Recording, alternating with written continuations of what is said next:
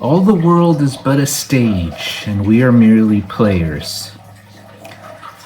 Today, we're going to talk about something which I think is really important in our lives, and that is the power of stories and paradigms, and essentially the way we're weaving a tale about ourselves, a story in our thoughts about who we are, about our identity, and about where we're going, right? Because we can't go forward without our identity. These thoughts and these stories that we're telling about ourselves, many times subconsciously or just telling to ourselves internally, are the basis of how we move in the world, how we feel in the world, and how we advance in the world. So I'm going to give you a couple tips for how you can look at your story, but more importantly, how you can change your story and your paradigm and ultimately change your life and what you attract into your life. I hope you're having a great day, and I'm going to tell you a little bit about stories and paradigms.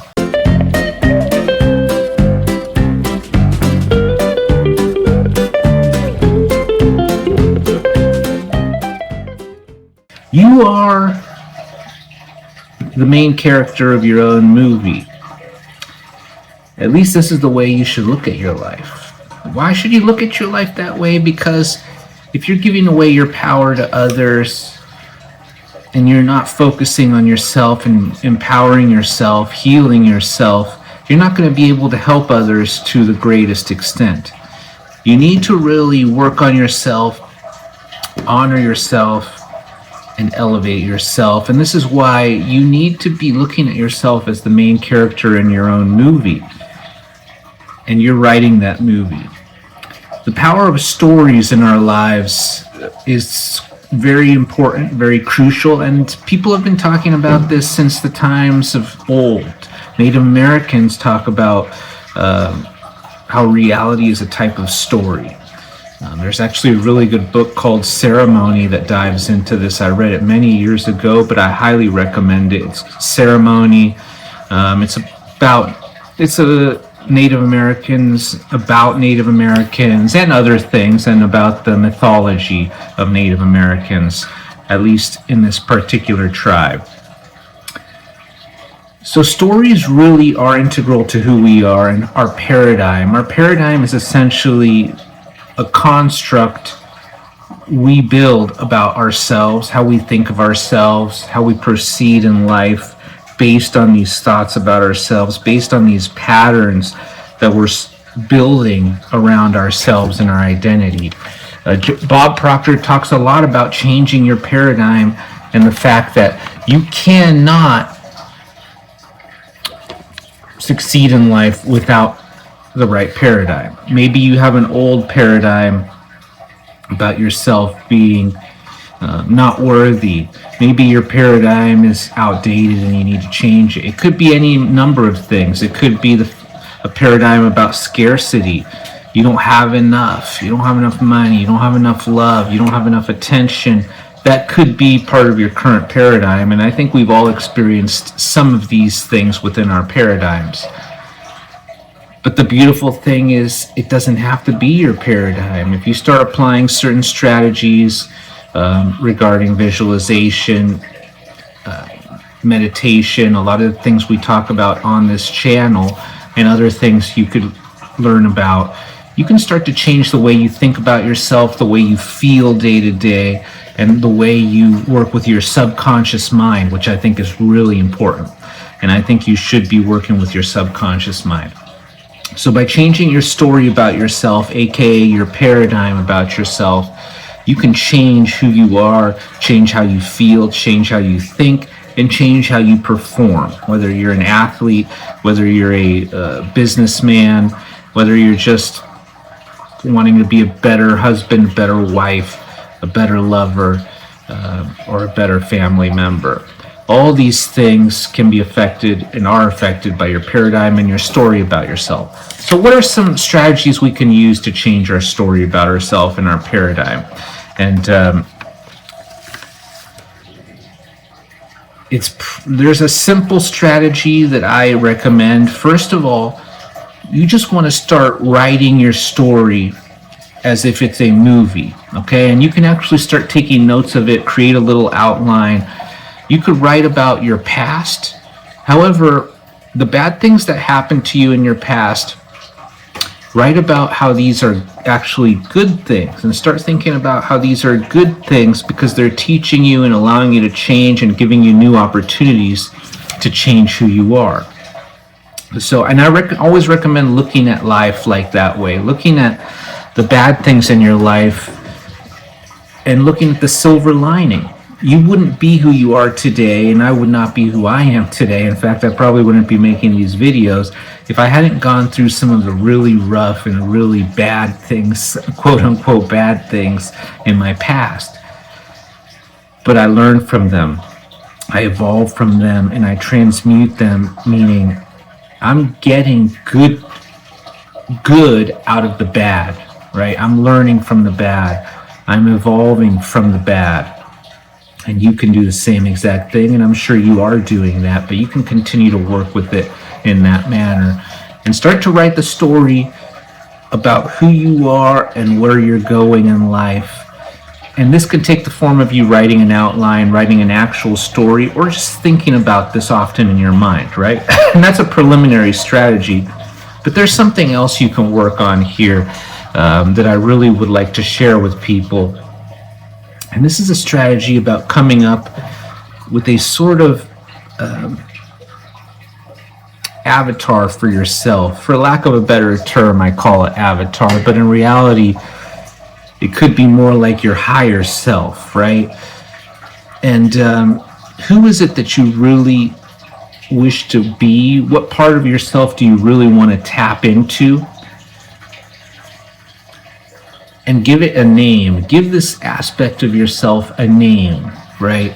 So think about this person. Think about how they feel day to day, how they're operating day to day.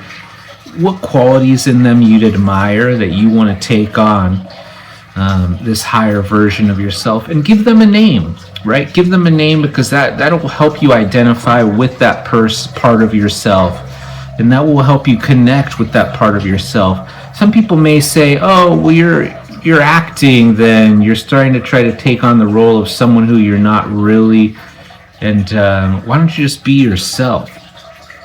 Well, my response to that is, this is yourself. This is your highest self. This is your best self that you are striving to be. Would you tell someone not to evolve, not to become a better version of themselves?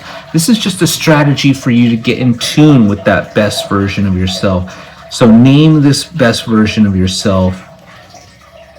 Use some of the visualization techniques we talked about in our last video about imagination to sort of feel that version of yourself, what they look like. Maybe they dress a little differently than you. What are they seeing day to day? How are they living their lives a little differently than you? And think about the sensory data. Use your imagination to visualize that. How they're thinking, how they're feeling. Use your imagination to really feel how they feel now that they're at this higher level that you are striving for, and how you would feel at that higher level. Because remember, this is you. This is a part of you that you are tapping into. So give them a name. Use these visualization techniques to tap into that aspect of yourself. And then the last strategy you can use with this avatar or higher self is to essentially have a totem, right? I've used a ring, right? So a cool green ring that I have. And this could be a reminder. It could be a necklace. It could be an earring. This is a reminder of that higher version of yourself. And throughout the day, or maybe at some point when you get distracted or you get pulled into something negative, you could play with that totem, right? You could spin it on your finger. You could touch the amulet or necklace. And it serves as a little reminder. It could be a bracelet. It serves as a little reminder of who you are working on being, the feelings that are inherent to that part of yourself that you want to tap into. Think about the name you gave this higher version of yourself. So we're coming up with a new story about ourselves and our lives, maybe the bad things that happened in our lives, and how in reality they're good things, or you're choosing to look at them as good things that are going to help you moving forward and that are going to teach you lessons which are going to fulfill you and enrich your life.